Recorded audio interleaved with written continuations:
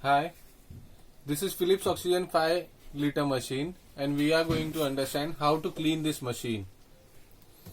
This is the first filter and this is the second filter. These two filters should be cleaned if there is some issue. It should be removed from here. From this place it takes air inside and concentrates into oxygen. So first we have to clean this with a dry cloth. As it's been cleaned, now it's okay. Second one is this slash. We should clean it appropriately. And now here is the second thing, and we'll remove it and we'll just clean it. It's very easy.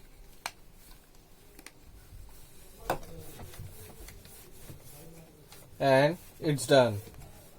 Thank you.